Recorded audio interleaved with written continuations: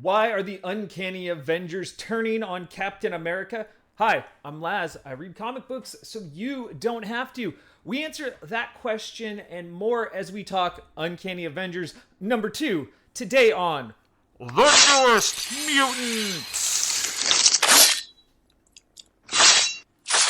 As always, please don't forget to like and or subscribe if you enjoyed this video. And now, let's get Krakoing.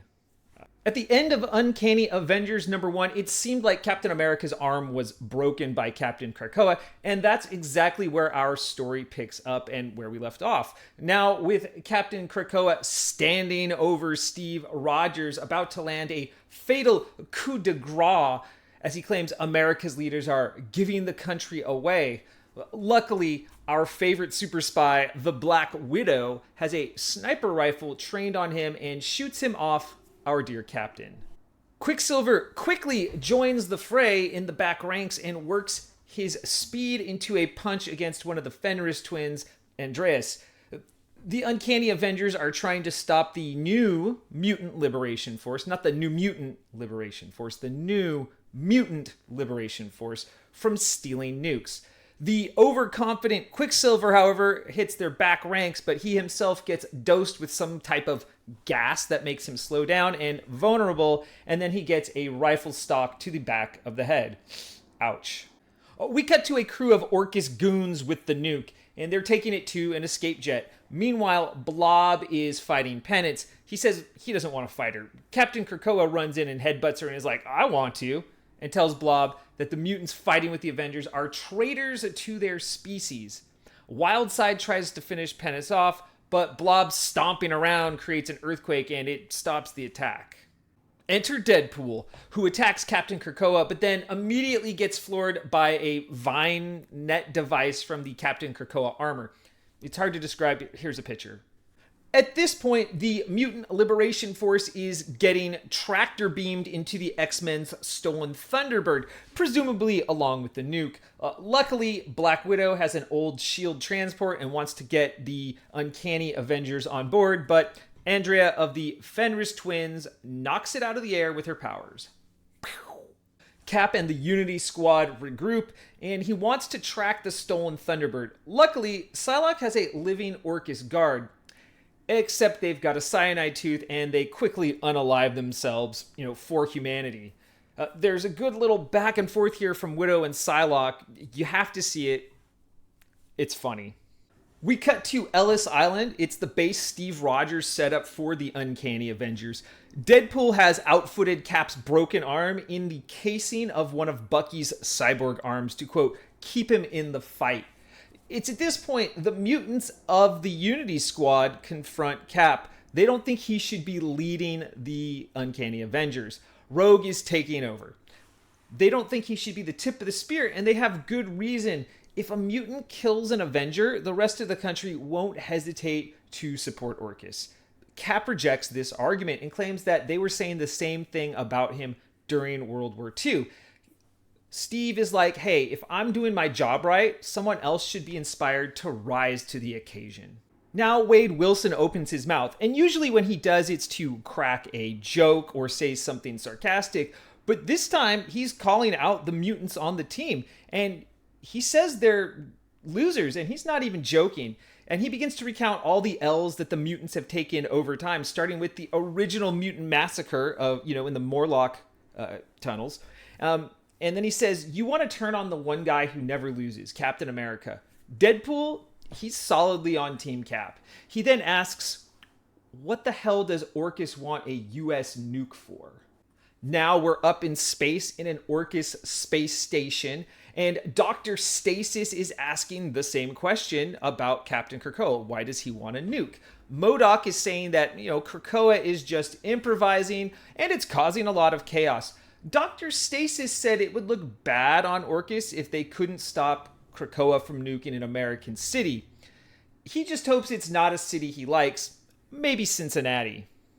Back on Earth, we cut to a decommissioned U.S. military base, which we will eventually find out is Camp Lahai. And this is where the Mutant Liberation Force is staying, and they're currently enjoying some MREs. Captain K wants his band of not-so-merry mutants to get some rest, and Krakoa channels his mastermind status and says, if we fail to prepare, in which Andrea von Strucker finishes his sentence, we prepare to fail. In a bizarre twist, Captain Krakoa goes into the shower while Andrea is showering, takes his uniform off, and she says, oh, it's you.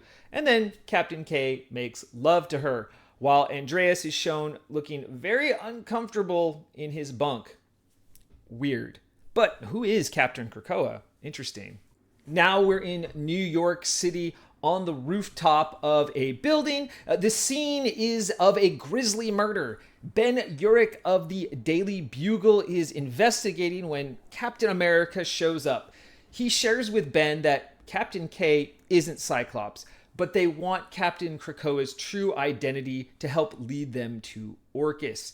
Urich needs evidence to help bring down Orchis because they're more popular than anyone in the president's cabinet. Cap says he'll do a little digging. Now we cut to Empire State University, or in past episodes, I've called it Orchis University. It's the same university that Kamala Khan, Ms. Marvel, is attending in secret. This is where the nuke has been brought. And that's the book! Welcome now to the part of the episode where I thank you for making it this far. And as always, I like to ask a question during this part of the show. And that question is, was Deadpool right? Are the mutants always taking L's? Should they really be turning away from Captain America's leadership in this time of need? I think he has a very good point, but what do you think? Please comment below if you think Deadpool is right or if you think he's wrong. But now, back to the show. Let's see who created this book. First, let's check out the cover. It's right here. Also, for the first time in this series, I am a poser. I do not have a copy of this issue. There were issues getting it, and I don't have it yet. But with that, our cover artist for Uncanny Avengers #2, as well as our artist and color artist for the issue, are Javier Garron and Maury Hollowell. Our writer is Jerry Duggan, letterer is Travis Lanham, and our editor-in-chief, as usual, is Mr. C.B. Cebulski. Now, let's get to our takeaways from this issue. First, I love Deadpool being the voice of reason. You see, it's an old trope. When the fool speaks truth, you should listen. And that's what happens. He tells the mutants on the Unity Squad that all they do is take L's, and that Captain America is a winner, and that they should be on his side. I thought this was a huge moment in the book, and maybe the mutants might listen to him. Either way, Cap rejected their attempt to take control of the Unity Squad, which could be a good thing for the mutants. We'll see who ultimately is right in time. But we still have many questions to answer. And some of these questions are, who is Captain Krakoa and why does he want a nuke? And why is it at Empire State University? Why is he out there banging Andrea von Strucker of the Fenris twins? I suppose we can start speculating. I don't think it's Magneto. I just have to say that, right? We always wonder, is it Magneto? No, I don't think it's Magneto. But it's certainly someone that Andrea von Strucker is familiar with. I'm thinking it's a clone of Captain America, just based on the way this character is drawn without clothing, I guess. I don't know, but that could be wild speculation. In any case, we're going to move on to my favorite panels right now. We're going to start with this panel of Wildside doing like a dive punch right into Penance. It's my third favorite panel in the book. I really like the detail and the action in this scene, the rubble being kicked up, along with the movement lines in the background. It's very cool. It has kind of an anime vibe to it. I really like it. Enjoy it. My second favorite panel belongs to this image of New York City with Ben Urich in it. It's highly detailed and really very nice technical piece of art. Ben looks really tiny in comparison to the city that never sleeps, and I just think it's a really good framing of sort of this situation, this small reporter in a big city. He's got a big story, but he's just this one person. I think it's one of the best pieces of art in a comic I've seen recently. Still, my favorite panel belongs to this one right here, with Black Widow lining up a sniper shot on Captain Krakoa over the bodies of Orcus soldiers. I thought it was pretty sick, so please enjoy it as much as I did. Thank you. Check it out. It's awesome. And that's it. That's the show. But of course, before I go, I have to share with you a book from my collection. Since we're working with this Avengers X-Men team, let's check out this book. It's Uncanny X-Men number 268 with Captain America, the Black Widow on the cover alongside Wolverine. This is also a classic Jim Lee cover as well, so it's extra cool, I guess. Just a great cover, great poses, and really, what a cool trio. Am I right? Yes, I am right. Next time, we'll be talking about Dark X-Men number 2, and we'll find out what happened to our boy, Archangel. But thank you for watching The Newest Mutants!